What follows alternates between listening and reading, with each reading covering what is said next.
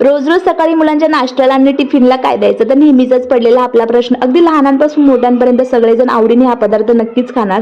तर steam ring बनवण्यासाठी इथे मी 1 वाटी पोहे भिजत ठेवले होते 5 ते 10 मिनिटांसाठी. एका वाडग्यामध्ये भिजवलेले पोहे, अर्धी वाटी रवा जेणेकरून आपल्या रिंग्सला क्रिस्पी पण येईल, एक किसलेलं गाजर, चवीनुसार मीठ, अर्धा चमचा हळद, अर्धा चमचा जिरे आणि अर्धी वाटी दही घालून पिठाचा गोळा तयार करून घेतलेला आहे. पाण्याचा वापर इथे मी बिलकुल नाही केलेला. 15 मिनिटांसाठी पीठ एकजीव होण्यासाठी साईडला ठेवून द्यायचं आहे. गॅसवर टोपामध्ये पाणी गरम करायला ठेवलं होतं, जेणेकरून पाणी गरम होते तोपर्यंत आपल्या इथे रिंग्स तयार होतील. तर पिठाच्या गोळ्याचे छोटे छोटे गोळे तयार करून घ्यायचे आहेत आणि त्याला आपण रिंगचा आकार द्यायचा आहे, जेणेकरून मुलांनाही आवडतील आणि पाहायला सुद्धा अट्रॅक्टिव्ह वाटतात. तर तुम्हाला हवा तसा आकार तुम्ही इथे देऊन घ्यायचा आहे. चाळणीला मी तेल लावून घेतलेलं आहे, जेणेकरून हे रिंग्स खाली चिटकायला नको. 15 मिनिटांसाठी आपल्याला स्टीम देऊन घ्यायचे आहे. तर तुम्ही पाहू शकता इथे आपले रिंग्स तयार झालेले आहे. जवळपास 10 ते 15 रिंग्स तयार झाले होते.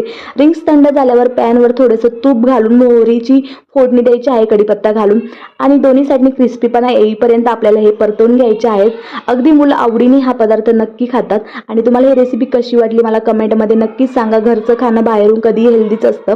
यात ही रेसिपी माझ्या शेटला आणि आमच्या बाळाला दोघांनाही फार आवडली. तर असेच नवीन नवीन व्हिडिओ पाहण्यासाठी माझ्या चॅनलला सबस्क्राईब करा. जर हा व्हिडिओ यूट्यूबला असेल तर, इंस्टाग्रामला असेल तर, जे कोणी नवीन असेल तर अजूनपर्यंत फॉलो नसेल करत तर फॉलो करून ठेवा. तर भेटूया अशाच पुढच्या व्हिडिओमध्ये. तोपर्यंत काळजी घ्या.